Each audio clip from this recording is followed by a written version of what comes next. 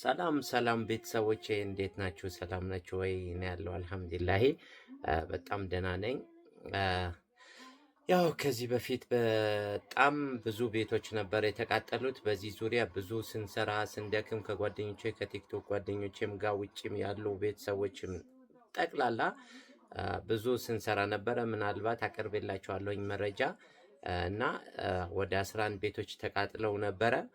በዚህም እኛም የአቅማችንን ቤተሰቦቼ እኔን አምናችሁ በተመረጠው በኮሚቴዎች አካውንት ላስገባችሁ ላመናችሁኝ እኔ ከልብ አመሰግናለሁኝ።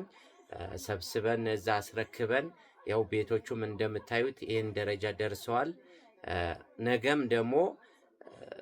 ነገም ሰዎቹ ገብተው አመስግነው በጣም አመሰግናለሁ ብለው ሲያቀርቡ ደስታቸው ሳቃቸው እንደምናይ እርግጠኛ ነኝ።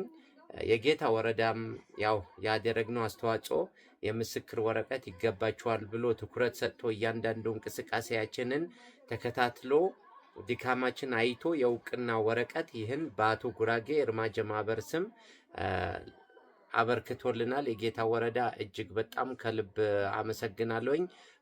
በተለይ ሐምዱ እጅግ በጣም ነው። በቤተሰቦቼ በቲክቶክ ቤተሰቦቼ እንዲሁም በጠቅላላ በጌታ ወረዳ ህዝብ ስም ከልብ ነው ማመሰግነህ። ምክንያቱም ማህበረሰብ የተቃጠለበት ማህበረሰብ እንደ ግለሰብም እንደ መንግስት አስተዳደርም ሐምዱ እያደረክ ያለው ነገር በተጨማሪም ሁሉም እዚህ ጋር የምመርጠው ሰው የለም፣ ግን በተጨማሪም አንተ ብዙ ነገሮችን እዚህ ጋር ሚዲያ ላይ ስንሰራ መጥተህ ስራ ውለህ ደክመህ ውለህ ከኛ ጋር እየተከታተልክ እያበረታታህ ከጀርባ እንደገና ቤቶቹ የደረሱበት ቦታ እንደዚህ እያደረክ ይኸው እዚህ ደረጃ ደርሷል። እንደምታዩት ቤቶቹ ተሰርተው የተወሰኑት ቆርቆሮ ተመቷል፣ የተወሰኑትን ይቀራቸዋል ቆርቆሮ። ይህን ደረጃ መድረሱን አሳይተህናል። ቤተሰቦቼ ከልብ በቤተሰቦቼ ስም አመሰግናለሁኝ። ይህንንም የምስክር ወረቀት ያው በአቶ ጉራጌ እርማጀ ማህበር ስም የጌታ ወረዳ አበርክቶልናል። ቤተሰቦቼ እጅግ በጣም አመሰግናችኋለሁኝ።